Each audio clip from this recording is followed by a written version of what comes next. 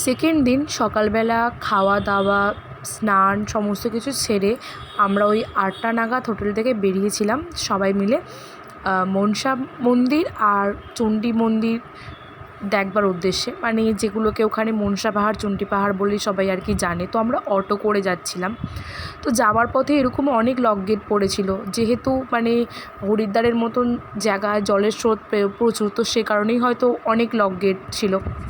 তো এটা হচ্ছে আমরা প্রথমে গিয়েছিলাম চণ্ডী পাহাড় বা চণ্ডী মন্দিরের ওখানে। তো এটা ওখানে যে রোপোটা ছিল, তো ওই জায়গাটা আমরা তো দুটো জায়গাতেই রোপো করে গিয়েছিলাম। তো ফার্স্টে রোপোয়ের যে জায়গাটা সেখানেই আমরা ওখানে গিয়ে ওটা বসে অপেক্ষা করছিলাম। তো তারপর আমরা রোপওয়ে করে চণ্ডী মন্দিরের উপরে উঠে যাই।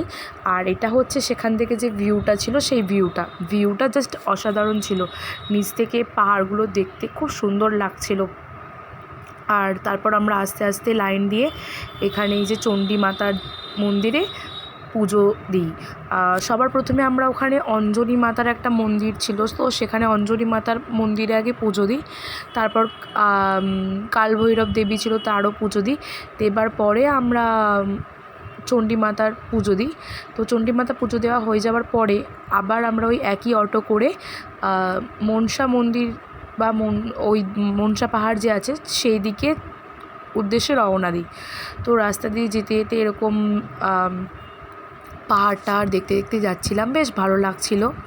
মনসা পাহাড়ের রোপোর যে জায়গাটা ছিল জাস্ট অসাধারণ, বলার মতন নয়। মানে প্রচুর সুন্দর ছিল, দেখলে মন প্রাণ একদম পুরো ভরে যাবে। কি সুন্দর করে মানে ফুল দিয়ে গার্ডেনিং করা ছিল জায়গাটা, জাস্ট বলার মতন নয়। এমনিতেও রোপো থেকে ভিউ জাস্ট অসাধারণ ছিল, নিচের পাহাড় পর্বত বা যে সমস্ত কিছুগুলো ছিল, সাইডের জঙ্গল টঙ্গলগুলো দারুণ লাগছিল দেখতে, নদী ফদি যে দেখা যাচ্ছিলো যতটা আর কি। কিন্তু আমার একটু ভয় লাগছিল বলে, যখন ভয় লাগছিলো তখন একটু চোখ বন্ধ করে নিচ্ছিলাম, পুরোটা অতটা ভালো করে ফিল করতে পারিনি।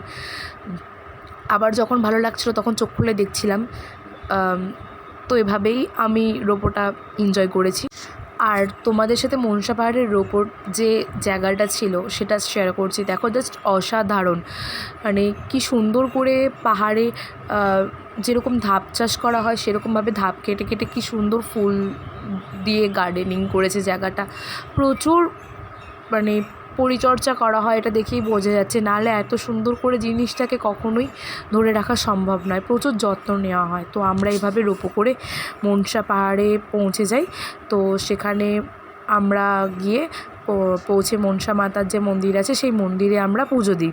আগেই বলেছিলাম মনসা মন্দির থেকে আমাদের হোটেলটা খুবই কাছে, তো তাই জন্য রোপো করে নিচে নেমে আমরা পায়ে হেঁটেই হোটেলে ফিরে চলে আসি। তো সেকেন্ড দিন সকালবেলাটা এভাবেই কাটিয়েছিলাম হরিদ্বারে।